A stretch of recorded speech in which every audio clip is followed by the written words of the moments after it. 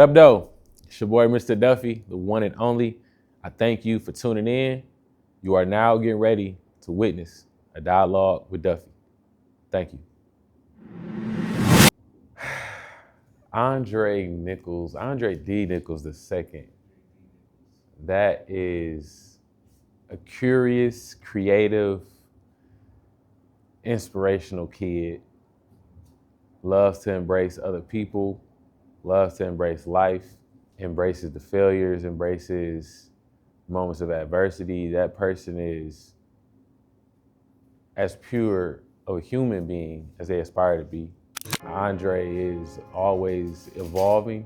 I think that Andrei D. Nichols II is somebody who is just grateful for life. Thankful that God has him in a position to lead, position to inspire, and being his Duffy. That's who Andrei D. Nichols II is. The best way to put it is to give you an analogy, right? And Gotham City has a Duffy, if you will. He just happens to wear a cape, a mask, has some unique capabilities when it comes to defense. And his name is Batman. Whereas throughout the day, everybody knows that person is Bruce Wayne. So for me, Duffy is essentially Andrei's body, but a different character. It's a different beast. It's a different level of intensity.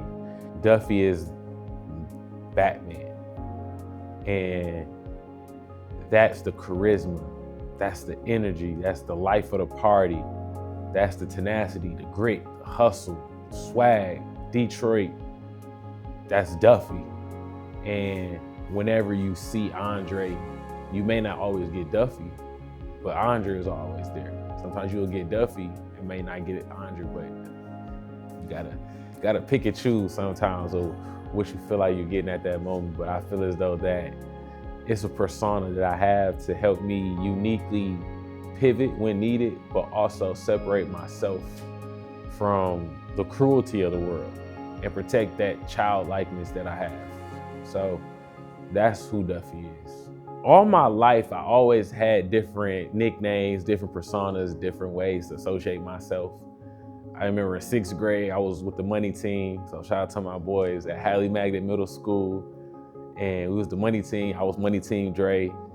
Then it was a point in time I was Dre De Niro. I was Dre Smooth. It was Dre at one point. Then it just stacked. I feel like Duffy was born in college. Specifically, I would say in between my sophomore and freshman year at Michigan State University. And that was around the time A Boogie with the hoodie, you know, I'm in my bag. And that was a coined phrase at the time. And so for me, being the extra person that I am, I'm like, I don't know, I want to be a little different, you know what I'm saying? So I'm like, I'm my Duffy. It's a different type of bag, different type of utility, you know? And so for me, Duffy was inspiration. Duffy was motivation. Duffy was, I'm in my bag, but I'm at a different level. I'm a tier above what I think the status quo is. And that became my moniker, the brand, Duffy Season. Hosting parties, going viral on social media, leading people throughout their daily motivation with Good Morning Hustlers alongside my boy Troy, Born Billionaire. And I just embodied being a champion of the people, being a leader in my community and letting other people know, like, listen, we all going through it, but hey, we still got to get to it. We either gonna go through it to get to it, you choose, or you just gonna sit in it. And so for me, Duffy was like, look, I don't know about y'all, but I'm on that. I'm ready to get to it. And that just spiraled into a plethora of blessings that some I didn't even see coming, some I just worked towards, and I'm just grateful to have them come into my life. The deeper that I get into my word, the deeper that I get into my relationship with God, I'm able to understand it's a bigger purpose beyond myself. It's a bigger purpose beyond just human existence, period. It's everlasting, you know what I'm saying? John 3:16, if you will. For God so loved the world, he gave his only begotten son, who shall ever love him shall not perish, but have everlasting life. So for me, it's like, if I'm truly going to embark myself on this journey, I got to relinquish control. And I think relinquishing control started around the pandemic time, when I was going through a lot of mental episodes, understanding myself, going through breakup, going through detachment from friends, going through isolation. And it's through those times of adversity, in the darkness, if you will, where you actually find your light. And that was a big part of my journey in understanding you're not going to be able to handle all of this, Dre. You're a one man. In the eyes of God, you still a little boy. No matter how old you get, I'm still a child. So for me, I believe that being able to handle everything is, one, putting my faith in God, understanding my level of capacity. That's a huge thing for me. I'm the owner and founder of the Duffy Enterprise, creator of Duffy Season, creator of Coney Conversations, partner with Just Create, partner with Good Morning Hustlers, vice president of the Wise Guys Chess Club, founder of the Suits for Success Youth Mentoring Program. I'm an Urban Alliance employee as an internship program lead. I can continue to list, but at the same time, the titles and association don't mean anything unless I'm in the right headspace. And it took me a long time, and still evolving and still becoming, to understand that it's okay to just take things one day at a time, one project at a time, 1 minute at a time, to be able to handle everything. I can only have my hands and my body in one room and at one thing at a time. So for me, it's just leaning on my team, leaning on the people that I'm partnered with and I have relationships with to do the things that I have been doing. So for me, it's just embodying the process, embodying the journey. And I think that is what allows me to handle the pressure, handle the triumph and the testimonies that come along with that, because it ain't easy, I'll tell you that. And so for me, it's just day by day, just putting myself in a position to, one, wake up, be grateful for the day I got breath in my body, and we on to it. We on to it. But also understanding that, look, you still have to prioritize yourself. So that is how I'm able to do everything.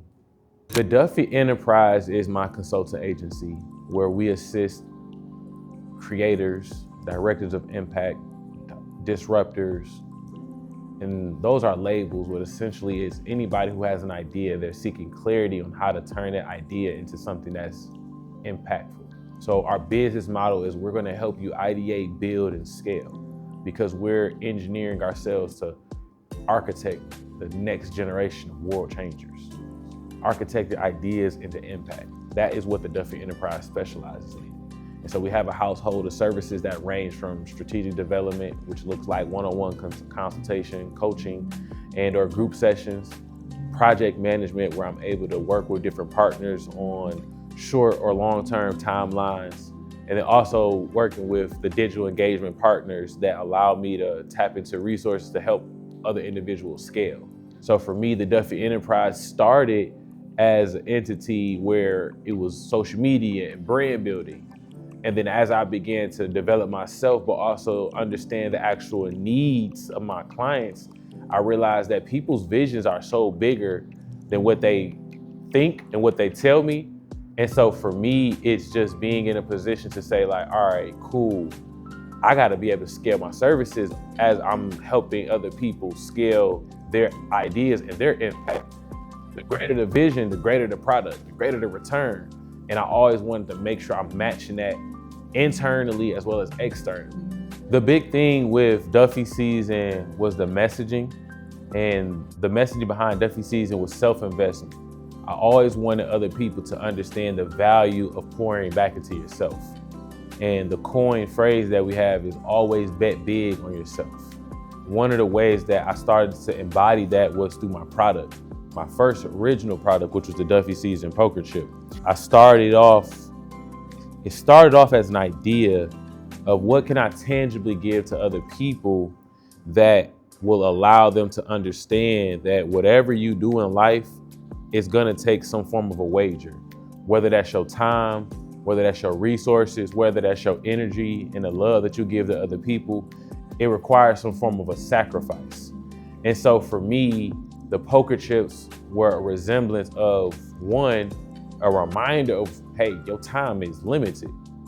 On top of that, you gotta make sure that whatever level of investment that you're willing to put into yourself can benefit other people. So that way that wheel of innovation and impact can be infinite. So for me, it started off with just an idea, then the idea turned into me selling the chips to be able to raise funds for my scholarship, and then building up to being able to use the funds to help support other small businesses and other entrepreneurs. So Duffy Season is really for a community. Duffy Season is really for everybody who seeks to invest in themselves. Man, when it comes to my partnerships and when it comes to the businesses that I'm part of, I really have to give thanks to the people that I'm blessed to be able to be in arm's reach of. And one of those partnerships is Just Create. And I'm partnered with my brother E. Michael on that. And through Just Create is where we were able to birth Kingdom Nights. And I believe that Kingdom Nights was birthed through Just Create based off of our yearning to have a safe, fun space for Christians, believers to actually just fellowship and love one another. And so Just Create started with Eric coming to me and said, hey bro, I got this idea. I want to do something that we can do workshops, bring God at the foundation. And I know that you're the perfect person when it comes to branding, marketing. And I was like, oh, bet. I had the same idea, something similar, minus the God part, but we in alignment. And that's important because the journey of me becoming the man that I am today, I wouldn't have been able to do it on my own. Having a brother like Eric, who's bold in his faith, who's bold in the way he carries himself, is the reason why I'm able to have that friendship and have that brotherhood, and have that accountability to stay on the course. Just Create is a garden. It's multiple seeds that have been planted throughout time to be able to help foster a relationship with Christ. We're all his children. At the same time, he was the first creator, and he created us for us to continue creating. And so Just Create is a reminder of who we already were called to be. Eric answered the yes. And we see what happens when you answer the yes. When you give God your yes, the possibilities are endless. We just wrapped up Kingdom Nights Volume 6 on March 21st.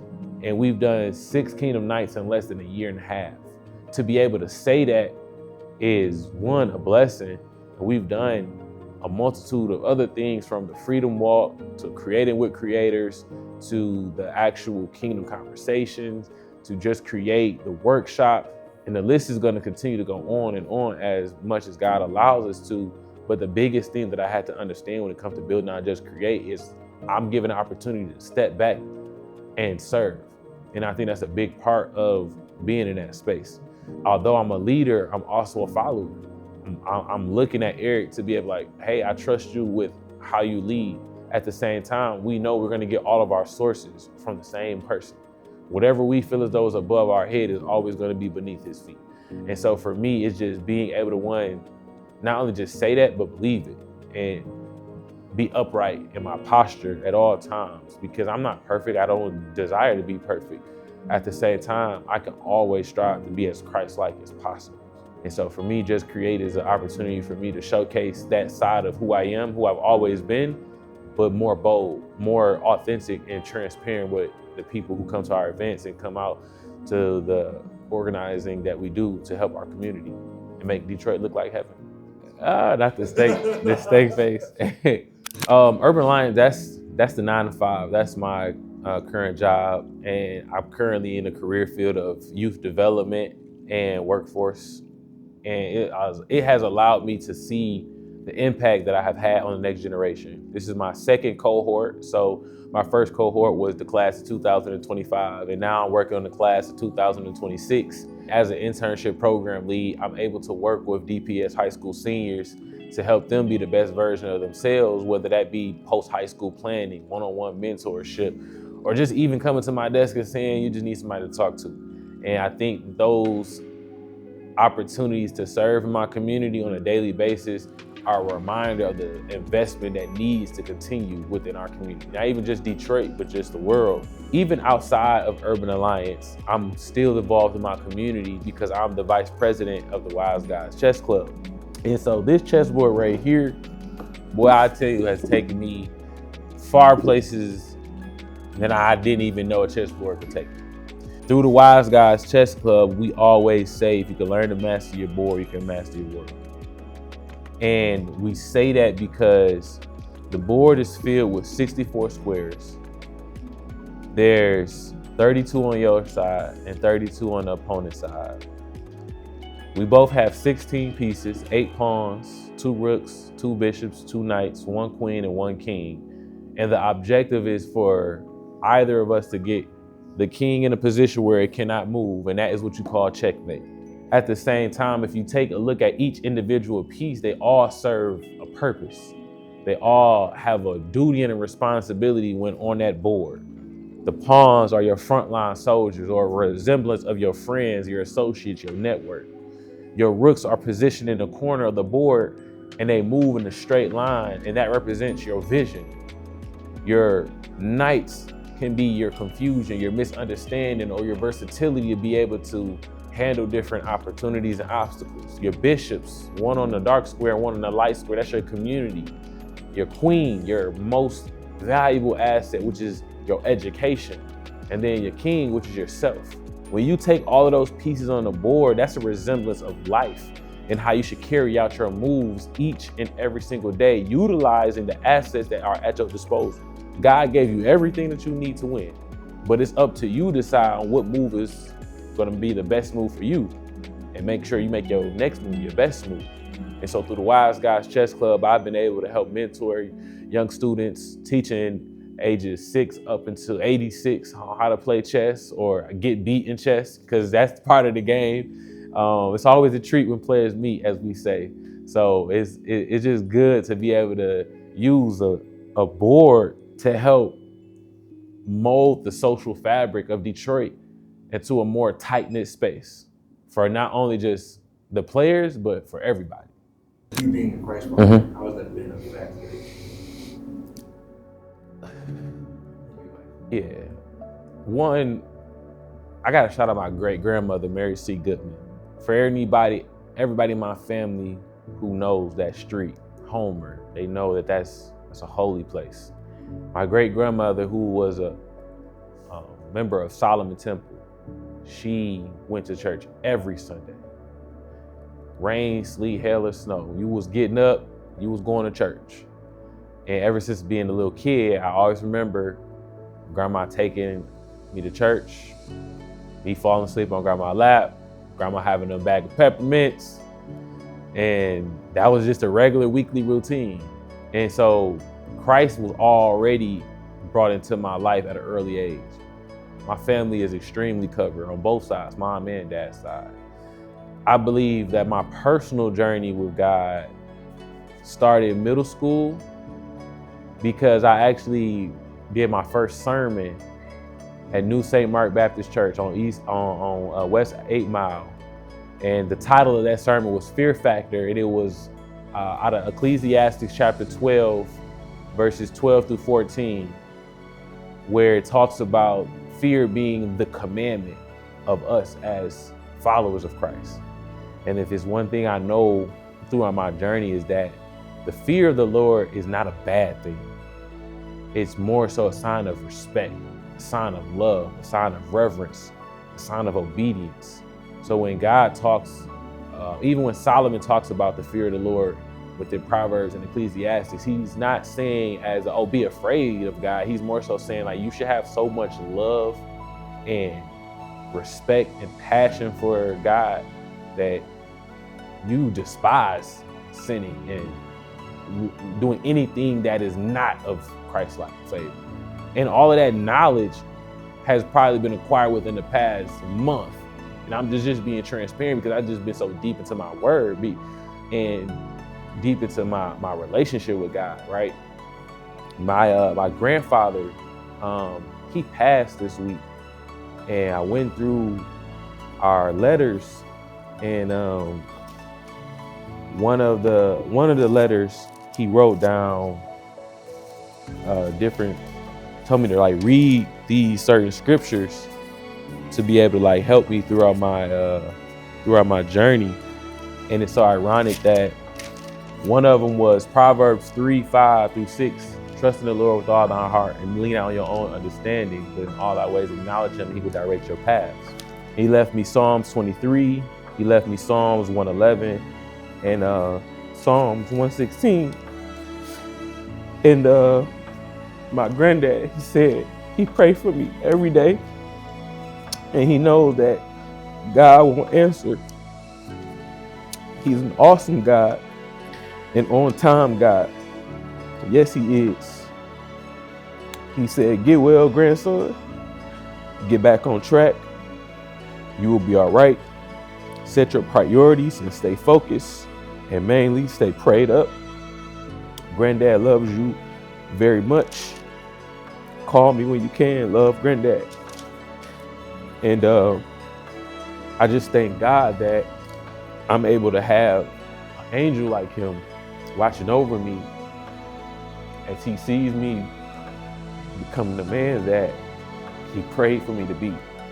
And so for me, it's never been about suits, it's never been about the poker chips, it's never been about just anything. It's always just been being me, being Andrei D. Nichols II, being the man that God knew who I would one day become. And I'm still learning what that looks like, but I know I'm in such a transitional period of my life that I gotta keep going.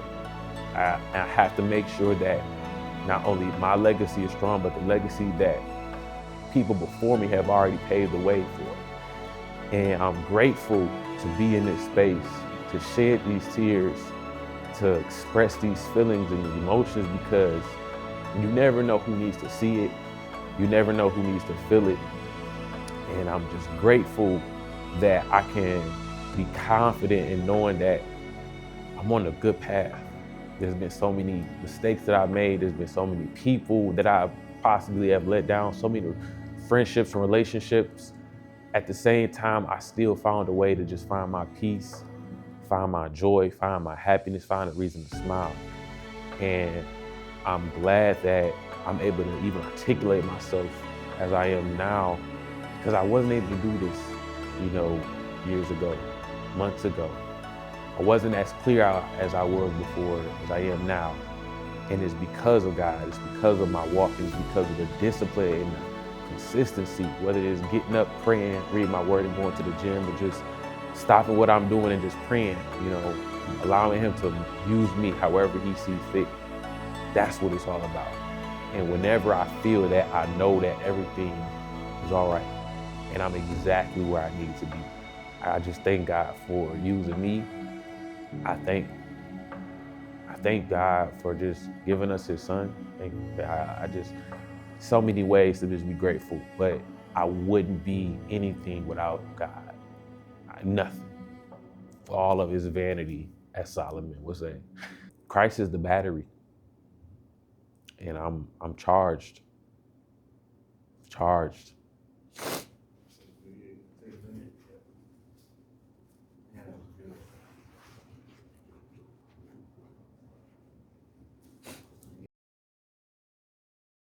A big part of my journey has been my mental health for sure. I was diagnosed with bipolar disorder, schizophrenia. I think it was around like August of 2020. So going on 6 years. This August will make 6 years. That was a pivotal time for myself because that was prime pandemic time. And I had a breakup in January of 2020. And then that summer was just like a decline, just mentally, physically, emotionally, spiritually, everything. And one thing that I realized through the diagnosis was it was more so like a superpower was like exposed to me. I say it's a superpower because although it's a diagnosis, it's more so for me a different level of appreciation for life. In the Black community, we have this negative view of mental health sometimes. All right, now you're gonna go talk to those people. I didn't talk to those people. You know what I'm saying? I didn't see them a couple times. And one thing I can say is it is helpful. And when I say those people, we'll talk about whether it's like psychiatric facilities or going to different therapists and psychologists to actually get a diagnosis. Thank you to those people, because it's been a hell of a journey to get here, and I definitely won't be going back.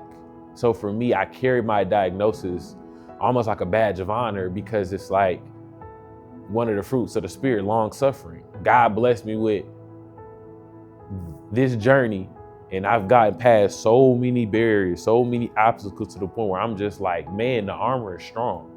And that armor is really just the gospel, the word, and just my relationship. But it got to the point where I sometimes forget that I'm diagnosed. I'm like, oh, maybe I am having an episode. Maybe I am. Let me just pray. Let me just woosah. And so for me, I'm at a point right now where I can understand my diagnosis and also know how to cope positively. I journal, I write poetry, I pray, I listen to music, I go to Kingdom Nights. I surround myself with brothers of the spirit and people who I can lean on and actually love. And so for me, the diagnosis more so became just another outlet for me to be able to empathize with people. I had people who have been in jail, who have been in prison. I've been around people who have been CEOs of Fortune 500 companies, millionaires, zeroionaires. And the love is still the same, because I'm just like, we all people. Unfortunately to say, but it's truthful. We all are gonna transition at some point in life. And it's your choice to decide on what you wanna take to the grave. You wanna take sorrow, happiness, I wish I could have done these, or man, I'm glad I was able to experience that. I'm glad that God put me to that position. I'd rather be on the second end.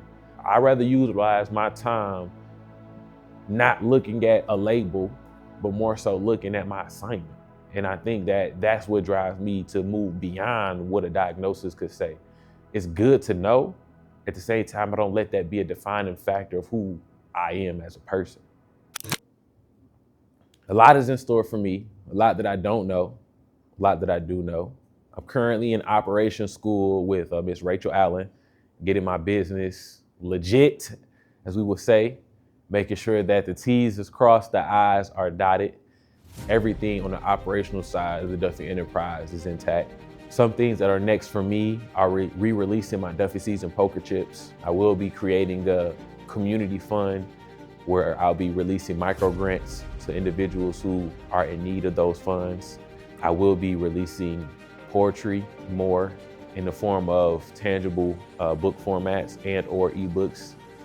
I will be taking on clients in these next coming quarters to be able to, one, do a better job of serving, but also scaling the way that I do business. I'll leave the rest to God. You know, I can only tell you what I'm working on so far, and everything else is really in His hands. I'm just doing the best I can to steward the gifts that I've been given. But one thing I do know for certain that will always remain a fact is Duffy is here to stay. There's only one Duffy in the city of Detroit. There's only one person that can say, "In my Duffy," and y'all know who said it, who started it. And so for me, it's just putting a stamp on everything and letting the people know, like, I've been in my Duffy. I'm still in my Duffy. It's always gonna be Duffy, Mr. Duffy, the one and only. And I'm just grateful to be in the presence of my people, to do what I do and do what I love. I just want to say I love everybody who loves me. I love my mom. I love my dad. I love my siblings, Kyrie, Bailey, Brian. I love my family, both sides, my mom's side, Goodmans, Nichols. And I'm just a product of my environment. I love Detroit. You know, I'm a 313 baby. West Side, 6 Mile is where, you know, everything pretty much sprouted at the garden, right? So for me, it's just embodying that, being true to who I am.